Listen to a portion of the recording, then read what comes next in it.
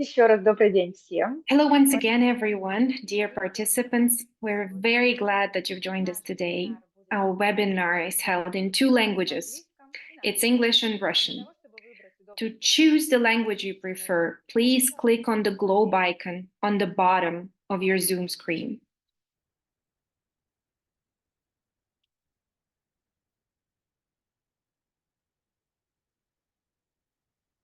Параллельно в чате будут появляться... In parallel, in chat, we'll be seeing some messages. They may be helpful for you, so please pay attention to the chat as well.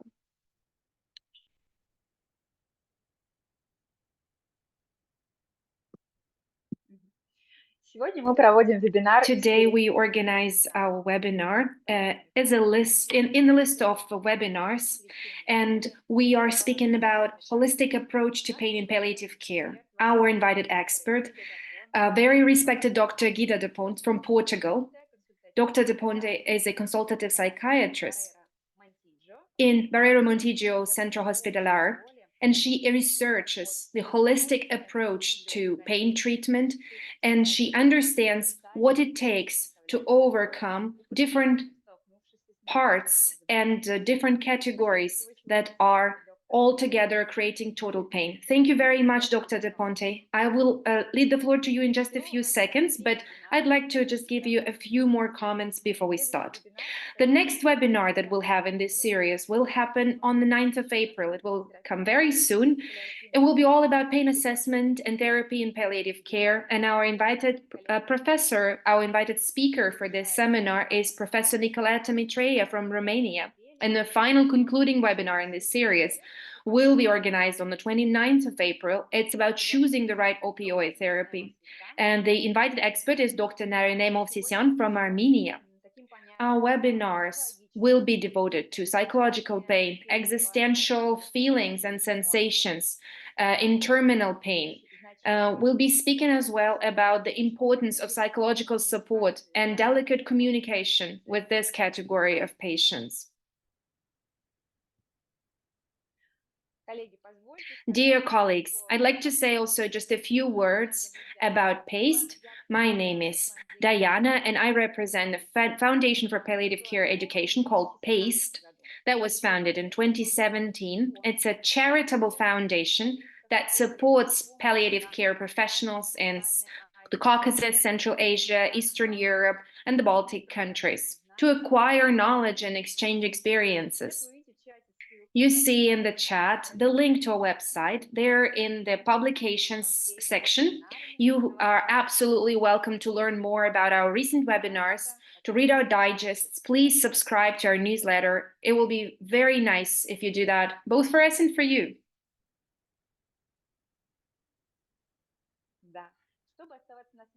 In order to stay in touch with us, you can always subscribe to our newsletter at the bottom of the main page of the website. Right now, we are prepping an online course for medical professionals for manipulations, respiratory and intensive care, and lots of different other topics. If you have expertise in this sphere, please, we'll be super happy if you reach out to us. Maybe you want to become a lecturer at one of our webinars. We'll be happy to talk to you, get to know you more, and discuss our further collaboration. We also have a Telegram chat for the professionals in our countries of presence. There we publish all the announcements, very helpful materials from the world of palliative care, as well as articles and publications, especially the ones that don't fall into our regular digest. So please have a look. There is a link for you available in the chat. There's a small Google form that gives you a chance to join the chat. It takes just a couple of minutes, and after that, we'll give you access to this closed community in our Telegram. Dear colleagues, those who have just joined, I'd like to repeat that our webinar is conducted in two languages, English and Russian. And if you would like to choose one of the languages that's more convenient to you, please click the globe button. And today we have two amazing interpreters, simultaneous interpreters, Christina Roppold and Ksenia Ruzova. In the second part of our webinar, You will, of course, have a chance to ask questions, to ask the speaker, make some comments. You can use the chat. And of course, we'll get back to your questions later when the speaker concludes her presentation. Once again, let me introduce our dear lecturer, Dr. Guida Da Ponte, a PhD, a doctor, psychiatrist from Portugal. So, Guida, the floor is yours, please. Hello to all. Thank you to Diana for this invitation. Thank you to PACE. As Diana said, I'm a psychiatrist from Portugal.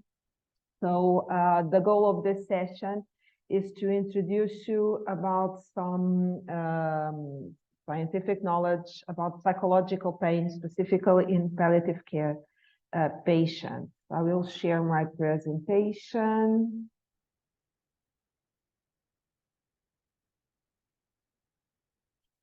Okay, so we will talk about psychological pain in palliative care.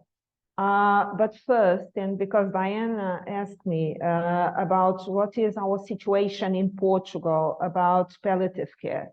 So we have a law in 2012.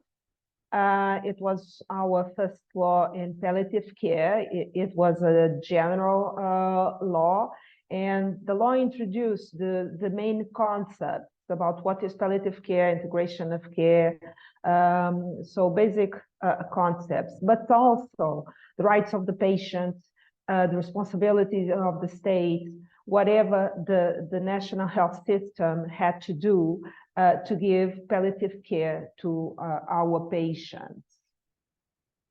In general, our palliative care network is based on community that integrates with, we call it direct translation of English for English is continuous care, but it's kind of integration of people in a network into the community for inpatient care. And also in the hospitals, where some hospitals have hospice, inpatient units for palliative care, and others don't. But every hospital have a team that provides support in palliative care in the different inpatient service. So the point of our network, of our Portuguese network, is to have a longitudinal follow-up of the patient in the home, in the hospital, and in some units in the community. This is according to our reports, our national reports, what are the evolution that we did. So this is in Portuguese, but the mainstream of this table is that in 2018 we had 98 units of palliative care in the community and in the hospital, and in the year of 2020, we have more 106 units, and mainly because we had pediatric palliative care units also. So we had a lot of evolution since the last 10 years.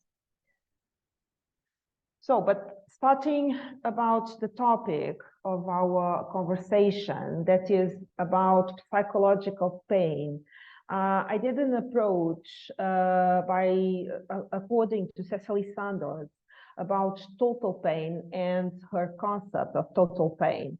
It's important to know the history when we know when we talk about the concept.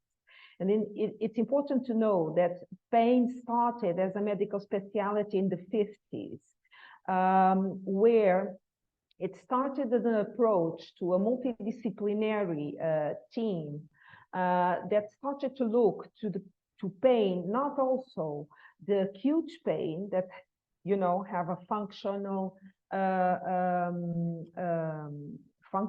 function that acute pain is a sign of injury and the need of rest of recuperation, of course.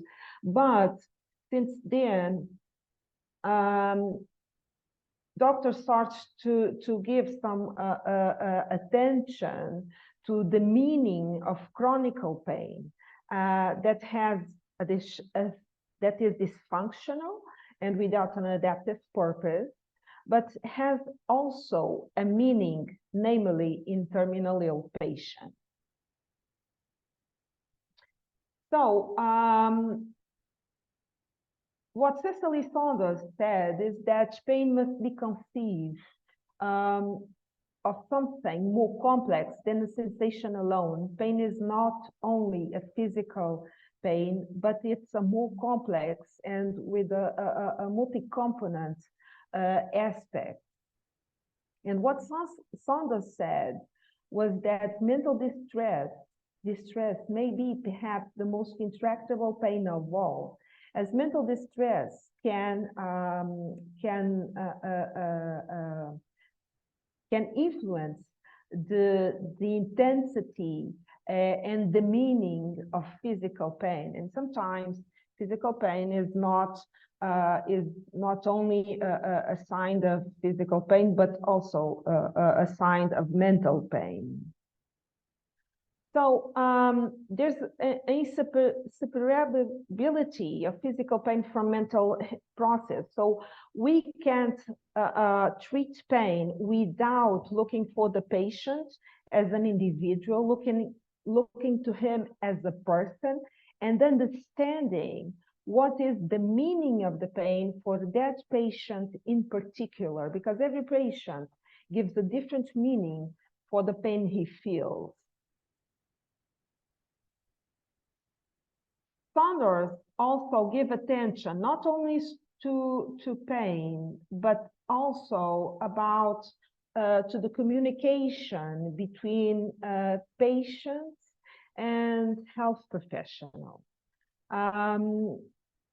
She grabbed into attention that sometimes it's important, of course, it's important what we say to the patient, of course, but also it's important to see what we don't say to the patient.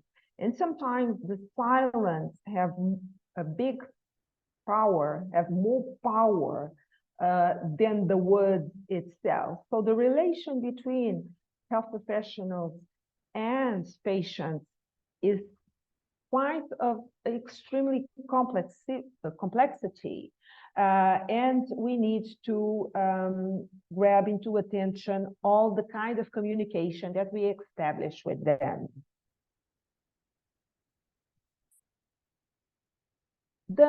Also Saunders is that the approach that we have to suffering and the approach that we have to the patient, and whatever the patients tell us, we call it the narratives. The narratives is the history that the patient brings to us.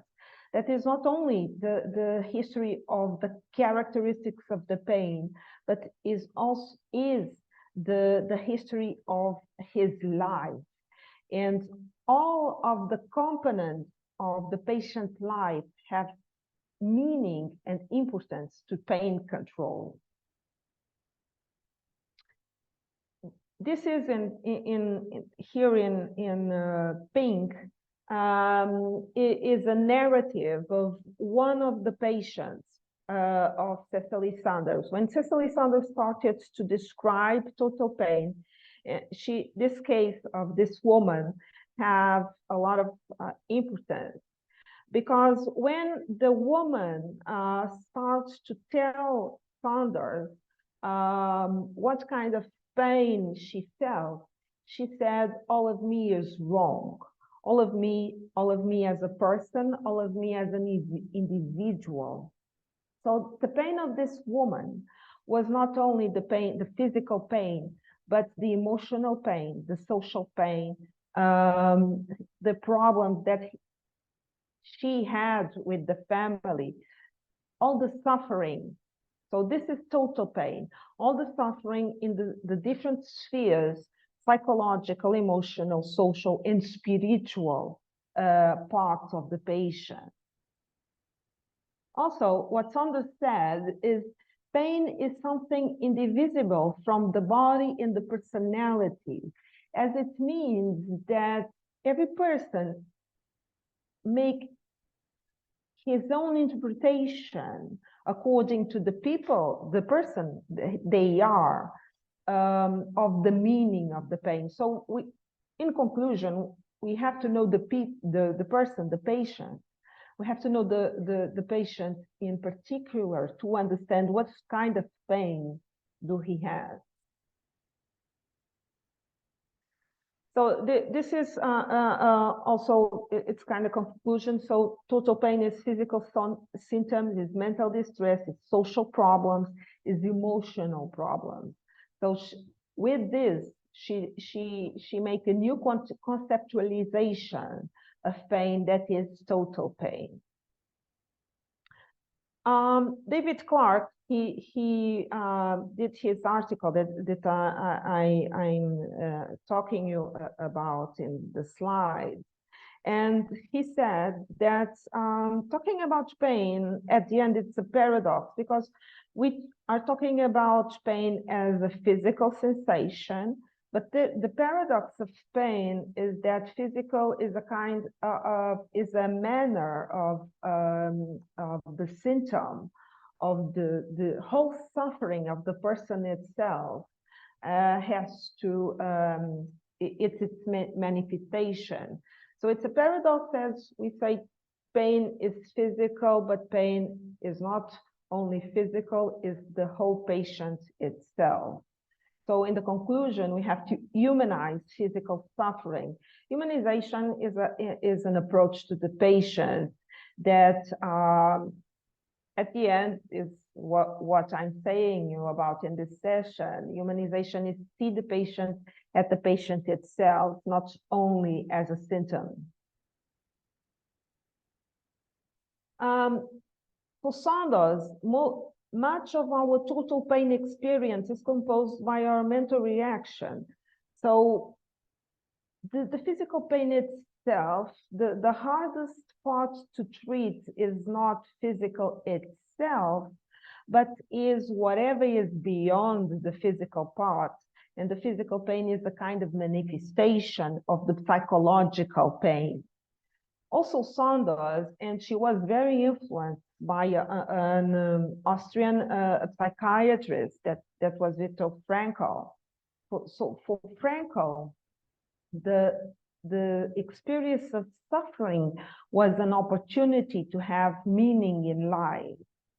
So also, and Sanders, influenced by Frankl, what she said was that we have the responsibility for the attitudes in which we suffer. As what she is meaning is that we have the responsibility to our life and to take action when we find some life limitations.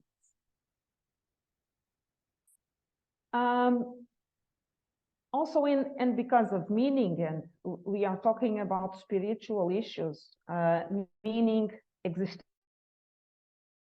issues is composed by, is a part of spiritual suffering.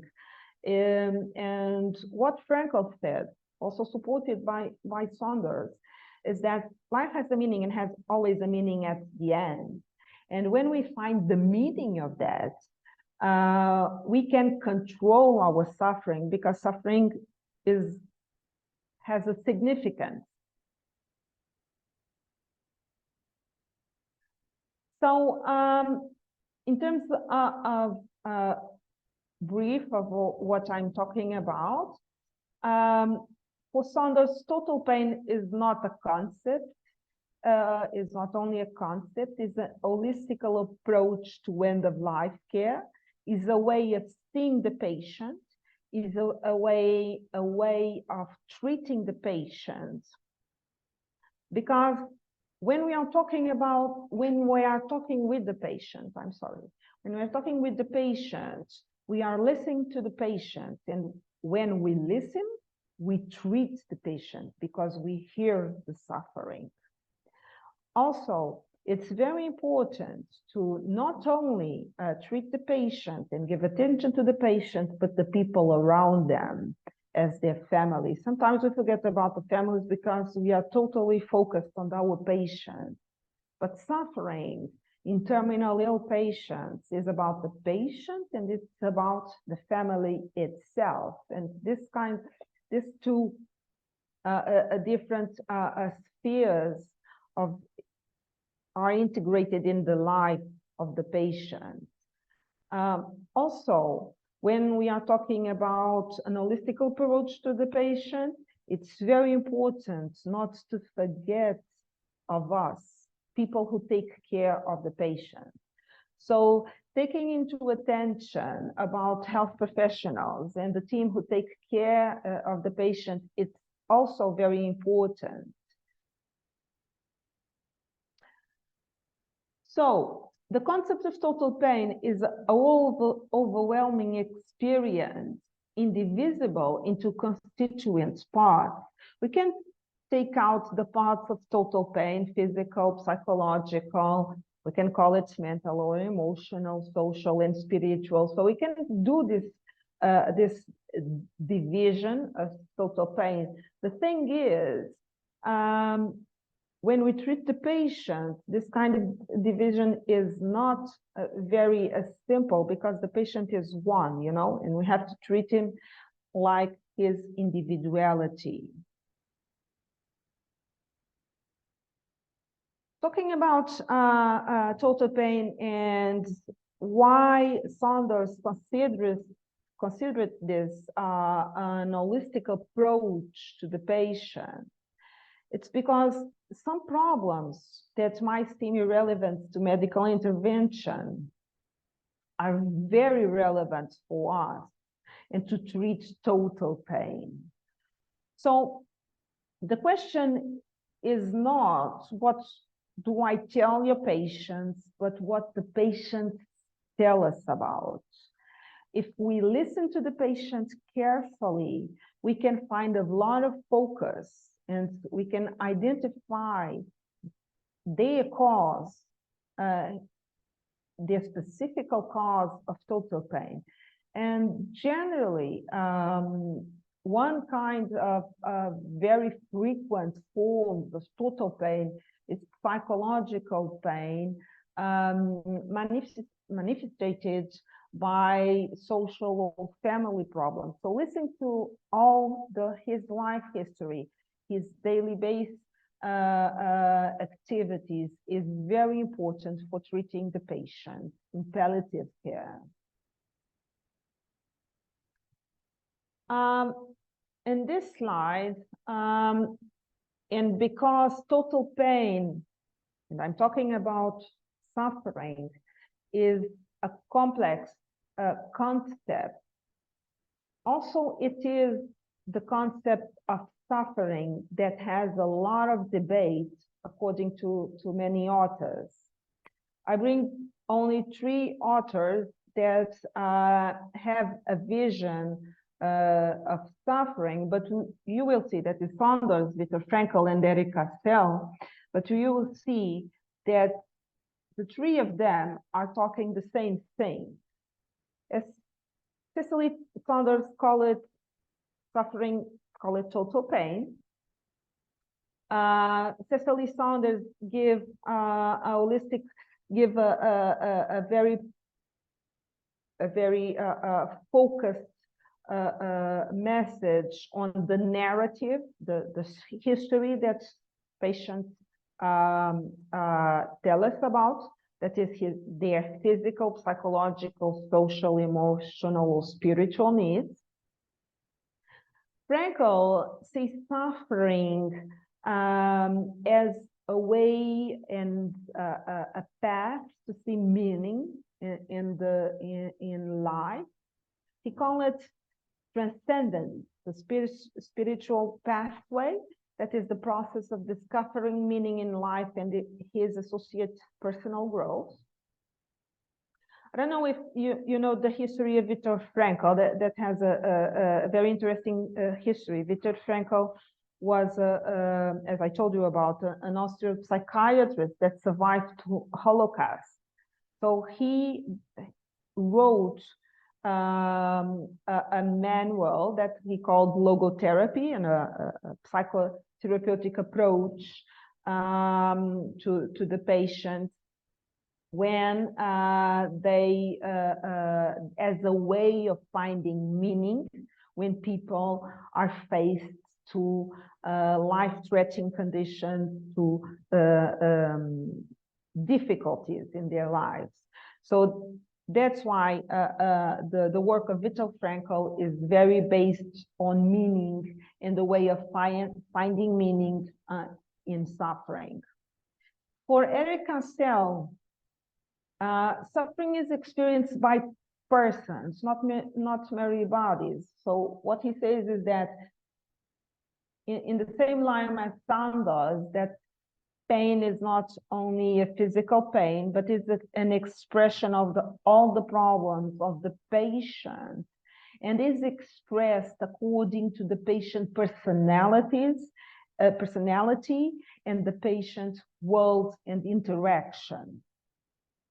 So Eric Cassel was very criticism to the Cartesian dualism of mind and body, of course, and he gave focus to the need to see suffering in the person as a whole, the entire person, to understand the meaning of suffering in the individual. This is an interesting article where the author did a search in databases, and what kind of synonyms that they put to suffering. And as you see in this table, we can call suffering as a lot of words, as suffering itself, of course, existential distress, existential pain, existential suffering, spiritual distress, spiritual suffering, spiritual pain, psycho-spiritual distress. So you have a lot of words for suffering, and at the end, we are talking about total pain or psychological pain. As a conclusion in this article, they collect a definition of suffering, and they said that suffering is defined by its attributes. So we can define suffering as a yes or no, but we can characterize suffering as all-encompassing, dynamic, because suffering is dynamic in the life of the patient. Individual, because suffering is unique for every individual. Characterized by expression of alienation as an isolation, taking out of the world, helplessness, hopelessness, and meaningless of the suffering. It's undesirable negative quality. What we see at the conceptualization of words, of concepts like total pain or suffering, in all studies, it's a consensus that is a kind of existential, spiritual distress that is linked to the lack of meaning of life. So just to conclude my presentation, psychological pain is suffering. It's a multi-dimensional concept as total pain. The human being suffering according to his illness, his personality, his context, his culture, not forget the cultural component that is very important. At the end, the individual manifests he's suffering according to himself and the world he lives. Physical pain has a component of inner pain or psychological pain, if you prefer. And listening to the patient is treating the patient and his pain. The role of palliative care in psychological pain is very important because palliative care have the speciality is the area that is focused on suffering. So we have a private role in assessing psychological pain, in listening to the patient. And we must not forget that we are one of the unique professionals that can hear and that are focused to see the patient as a unique person and with a unique suffering. Supporting the patient is listening his preoccupations, and sometimes his preoccupations may seem for the people that are not important, but for the patient itself, it could be. The best care that is individualized according to the patient characteristics. That is meaning that we have to treat the patient as a unique person in his unique life and according to his unique suffering. And never forget to support the patient, of course, but his family and who is around them, because treating the suffering of the family is treating the suffering of the patient and the contrary also. Thank you for your attention.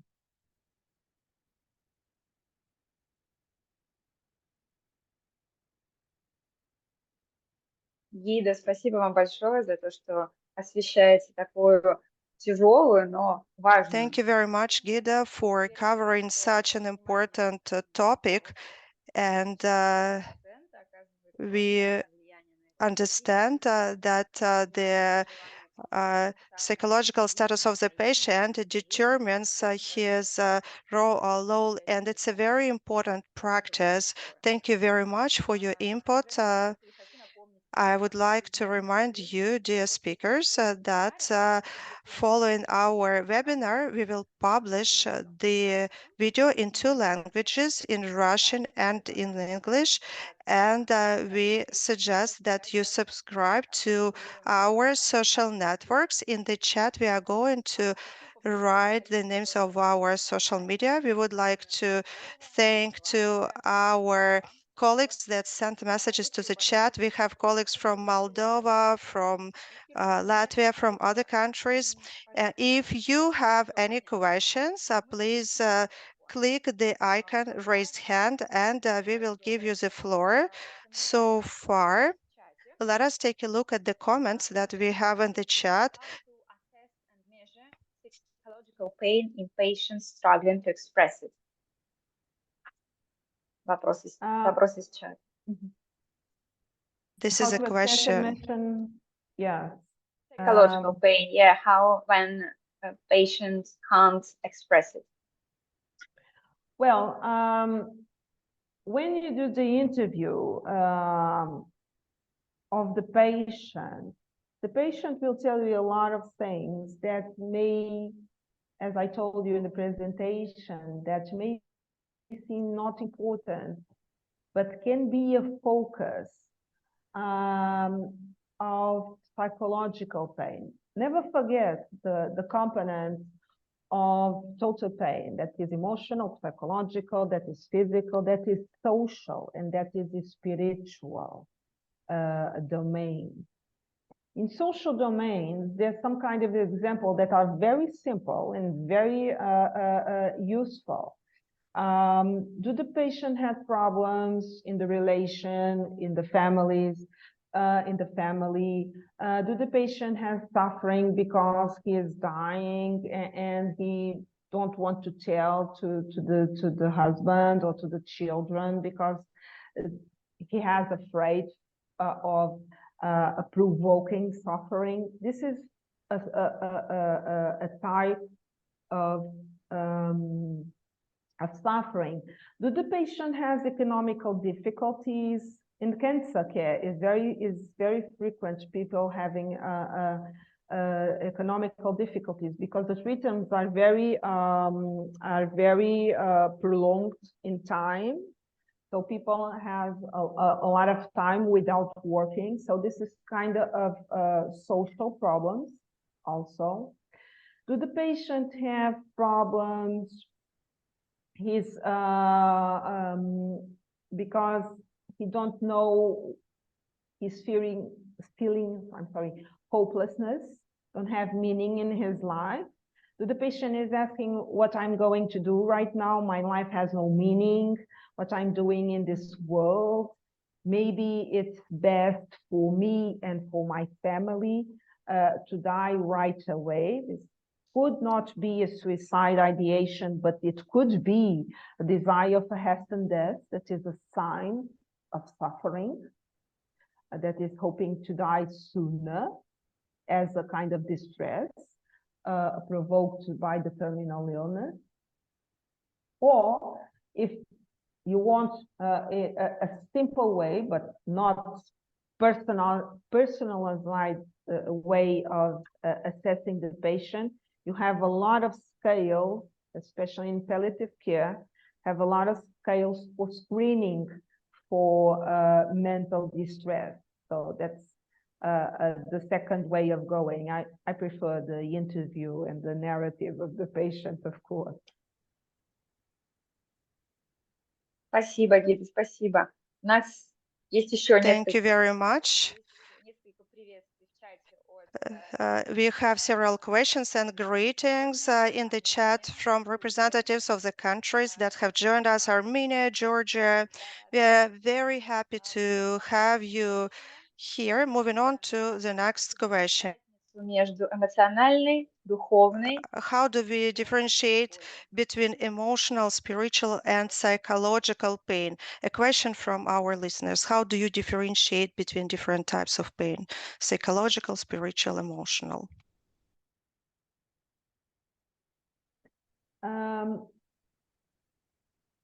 When I'm taking notes, I'm sorry, just to organize myself. You can put psychological and emotional in the same domain. It's more easy, and it would be some kind of examples of psychological emotional pain. It would be like I'm feeling depressed, I'm not having pleasure doing the things that I like before. So it's more symptom connected to mental process of thinking, you know, or emotional process of feeling. Spiritual pain, it's different. It's more connected about the person that you are and your beliefs, like I'm not the same person anymore because I'm not the mother that I was in the past. I can't be with my children because I don't have any strength, physical strength, to go to the garden and take a walk. So I'm not the same person. And look the words that I use. I'm not the same person. I'm not the person that I used to be in the past. Because one of the difficulties that human beings have is we identify ourselves because of things we do. If I have physical capacity to go to the garden and take a walk with my children, I'm a mother. But if I'm in the couch every day because I'm doing chemo and I'm with nausea and vomiting, I'm not the same mother. So this is the role of the patient, the role of the human being. So I'm not the same person. Another example, and this is my role in the world. This is an example of spiritual problems. Another example of spiritual problems, and because you must know, spiritual distress can be divided into two components: the existential, as it was the example, that I was talking about.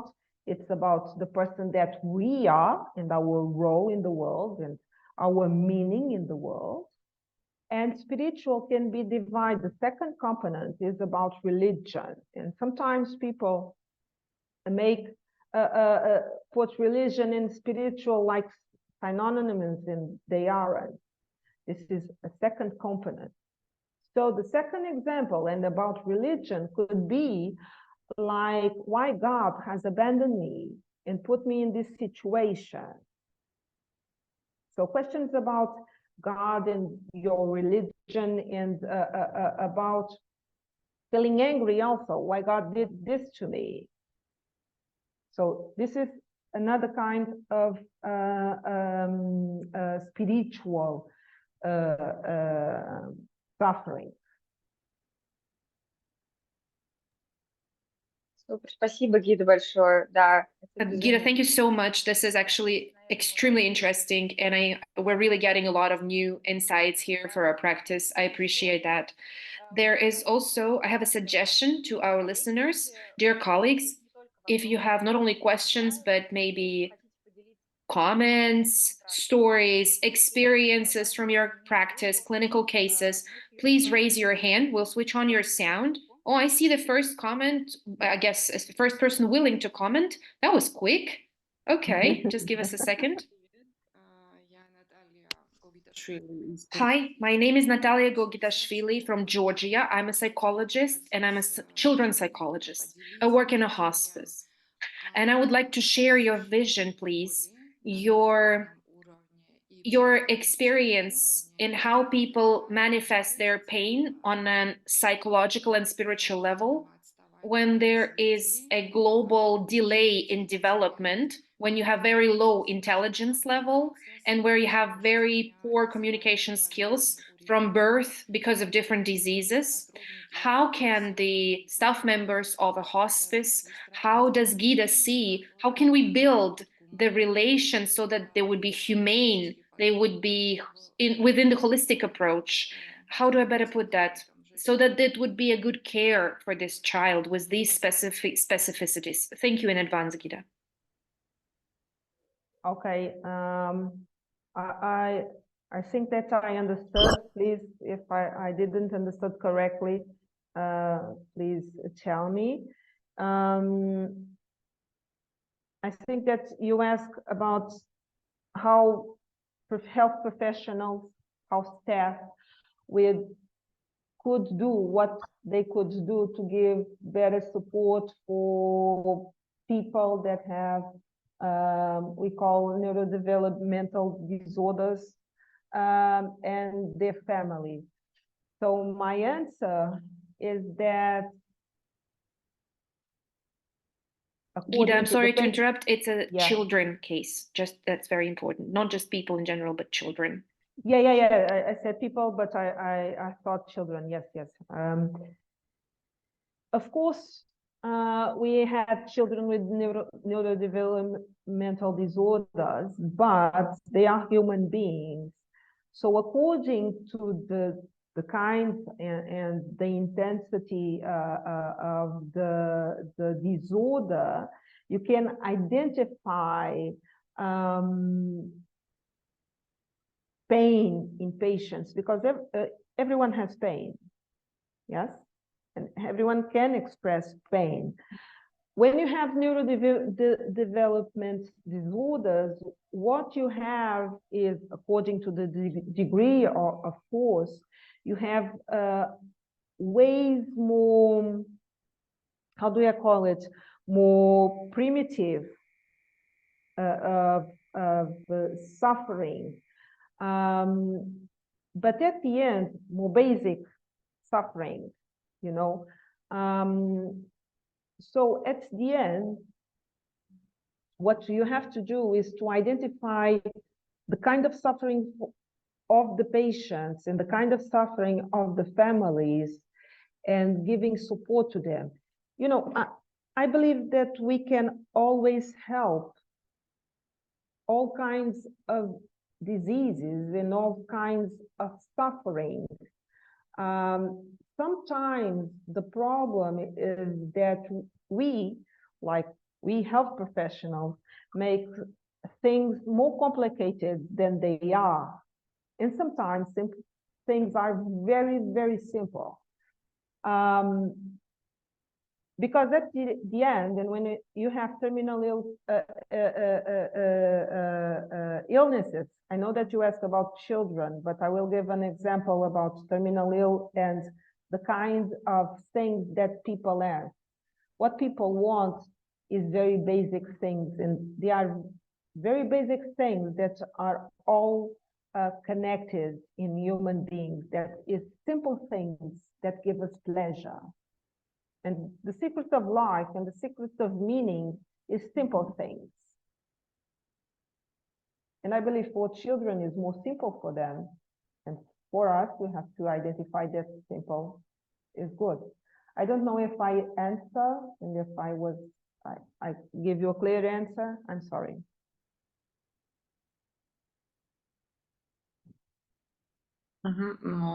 Я правильно поняла, что, например, Did I understand correctly that if we, for example, get the guilt pyramid, and it doesn't matter at what condition a person is, all those demands and all those needs are still there, but they just manifest themselves differently, depending on what level of development you are, what level of intellectual. Okay, thank you very much. Yeah. Гида, спасибо большое. У нас еще одна рука. Guida, thank you very much. We have one more raised hand. Narine Mavsisyan, doctor from Armenia, the host of our next webinar. Do you hear me? Yes, yes. Yes, I'd like to make a kind remark and help my colleague from Georgia, because children who have specificities in their development or speech, it's really very hard to understand if this suffering is caused by pain or something else. If this specific problem, for example, has a typical behavior patterns, now you know how this child usually behaves, then any different behavior from the typical one that you have observed earlier is already a signal for worry, for it could be a signal of suffering. In order to understand if a child who doesn't speak, it's hard, of course. Miming, facial expressions can be very illustrative. It can have a lot of different signals, actually. In this specific case, I'm just sharing from our practice that in those cases when we cannot apply special scales for kids, we can try to do a test dose with the special specificities. What does a father say? What does a mother say? What do relatives say? How a caretaker provides us with the information. We basically do the same with the elderly patients. We do the test dose of a certain painkiller and then see how does a child react. If they calm down, then we can consequently make a conclusion that that was pain. I don't know if that helps, but can I also clarify? First, thank you very much, Narine. We do have strategies, how we behave in these cases, how we identify pain, how we help kids. I just wanted to see the professional's opinion, Dr. Guida's opinion about the spiritual feelings, how Guida sees that. So thank you very much, Guida, and thank you, Narine, as well, for giving me an extra comment. I do not doubt that Dr. Guida has given us a comprehensive answer. I just wanted to give my extra practice, and it was just my own opinion. Thank you very much. Oh, thank you, colleagues. That's such a pleasure to see how engaged you are. I see that Guida is in line with the commentary from Narine. Yeah. Guida, would you like to add something or make a follow-up comment? First, I have to say that I'm an adult psychiatrist. So I'm not an expert in child. But as Narine said, and she said very straightforward answer. The different behavior the different pattern of behavior of the patient is the secret. We saw in adult psychiatry, we saw development disorders. We saw elderly that don't talk, that can't talk because of dementia. In my case, I see also adolescents, although sometimes, although adult psychiatrists. So the thing is, and don't forget about what Cecily Saunders said, the thing is to know the patient and to know their environment. So people that have this difficulties in expressing themselves because some kind of disorder is observing and see whatever is different.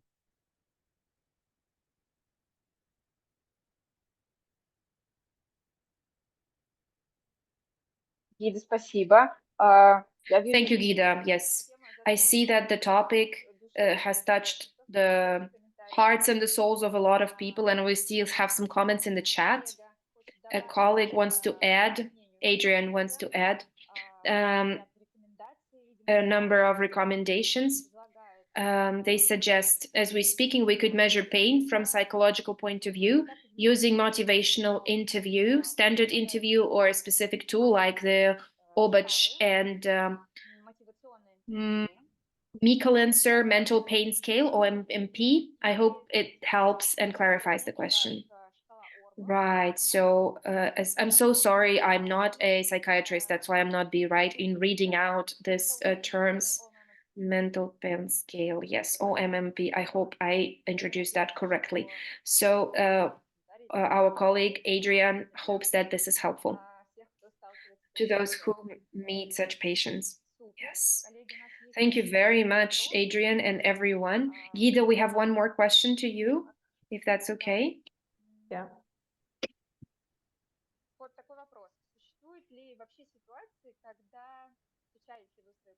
Have you ever come across the situations when terminal patients have not been experiencing any mental distress, or they're just hiding it? How have you met such kind of cases in your practice? Yeah, thank you for the question.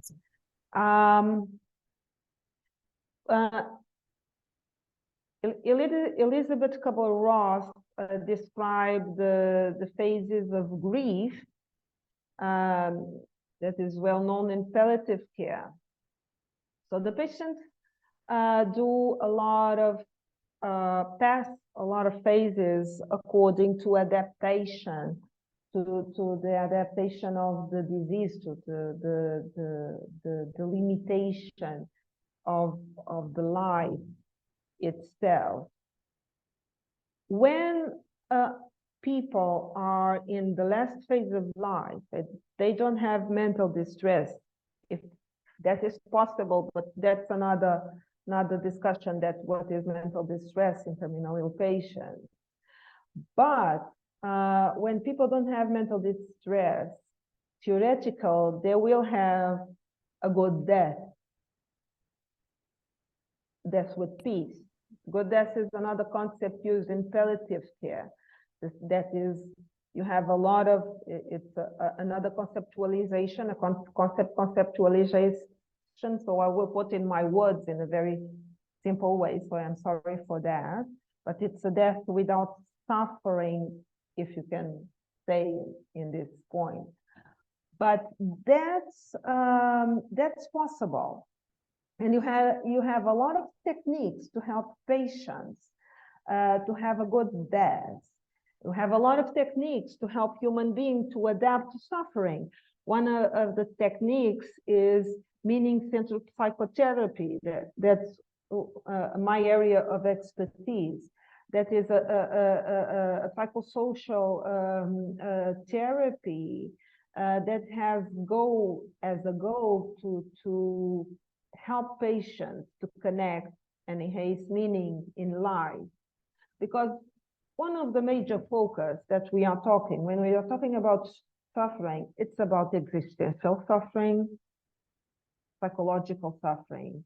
It's not about physical suffering, because in this point we have, it's not every case, of course, but we have good medication for pain. And if the patient is treated correctly, patient is more or less controlled. So the hardest thing to treat is this psychological pain. But then you have the psychiatrist, as me, that will treat the depression if the patient is depressed. So the hardest one is exactly the existential and the spiritual pain. That is the hardest, because we don't have drugs for existential, for spiritual pain. We only have psychotherapeutic interventions that are very proven with good efficacy, well-proven efficacy, but it's the hardest because it needs some time to help the patient. But that's possible, and yes, I had some patients that died and had a good death, and we did everything to treat the existential distress. And about the other part of the question about this, I don't know if I understand correctly, but it was more or less like if the patient has no mental distress, or if the patient is hiding.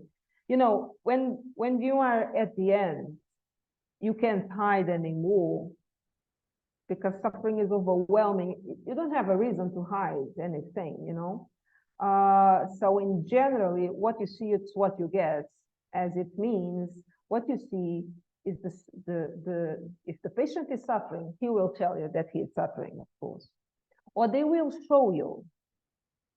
And looking back to the questions about children, this is not only talking with the patient, but it's observing the patient, and observing is essential, because that's why I said in the beginning about scales and everything. Okay, you can use scales, but if you don't listen to the patient, if you don't talk with the patient, if the patient don't give you the narrative that Cecily Saunders talked to you about, she called it narrative. If the patient don't tell his history, you can put all the screenings that you want and you will not identify the suffering. So you have to talk with the patient. Stop observing in connection. Да, Гида, спасибо, я полностью Yes, согласна. thank you, Guida. I can't agree more. In practice, very often face that the condition of a patient does not match the scale in the way we assess them. It's important to be flexible and empathic and listen and observe the patient. Yeah. I agree. I can't agree more. Thank you. Dear participants, do you have any other questions, comments? Maybe there's a good chance for you to raise hand and now have your question heard. Maybe anyone would like to do that.